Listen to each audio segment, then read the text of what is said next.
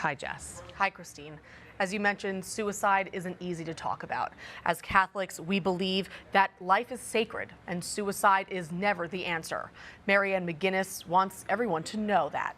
21 years ago, her life changed forever, and now she works every day to help ease the pain of those affected by suicide. She says that pain never goes away. Take it from her. Oh, here it is. Ah, that's the one. I said I knew it. Jolie Maginnis is a total daddy's girl. I should know. I've seen them how many times in this book? She wishes the pictures in these albums would bring up loving memories of him. But she doesn't have any. Jolie was just a year old when her dad, Sergeant Peter Maginnis, died. I keep going to look for more pictures, but kind of ran out. It's a very weird feeling to have people tell you about someone you're supposed to know. That's supposed to be my person. It's like everybody knows him better than I do. Peter was larger than life, always with a smile on his face, had 3 beautiful children, and his wife MaryAnn, who adored him. He was a great guy. Still happens 20 years later.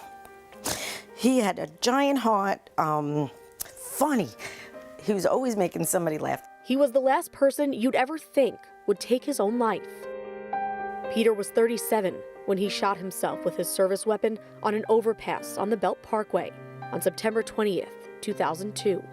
MaryAnn came home to the goodbye letters. His phone is ringing downstairs. I'm calling 911.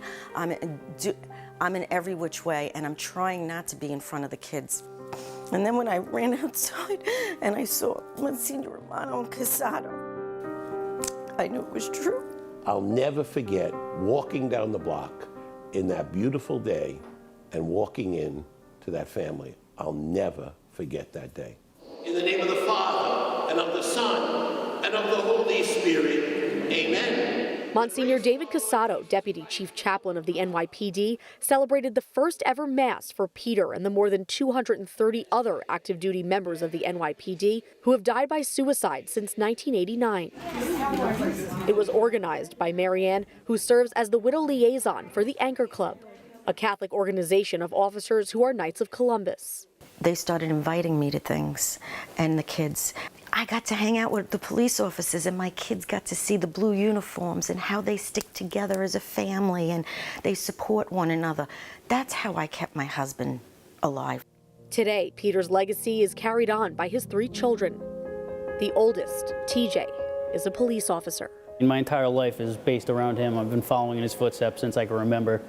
I'm in his precinct, his shield.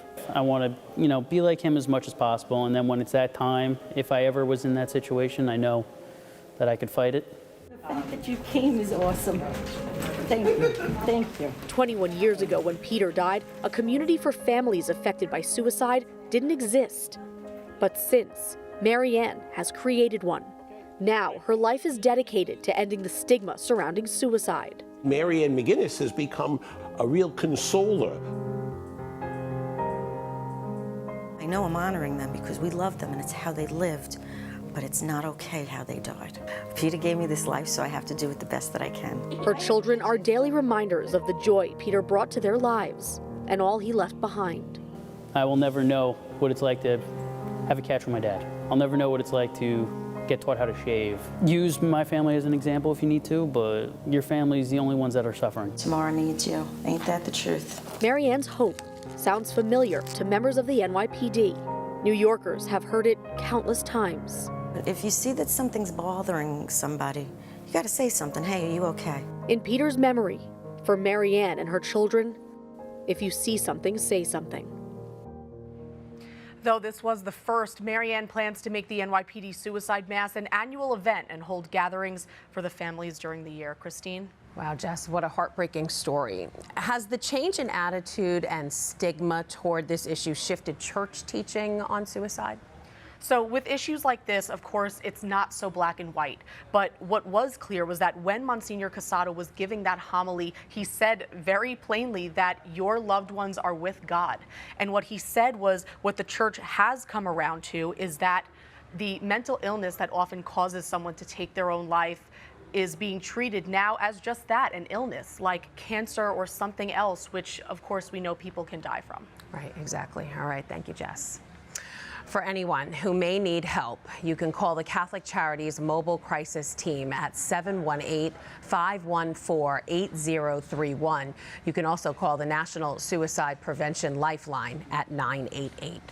Hi, I'm Christine Persichetti, anchor of Currents News. If you like what you saw, please hit the like button on this video. And if you want to see more content just like it, subscribe and click on the bell for notifications. Thanks for watching, because we are putting your faith in the news.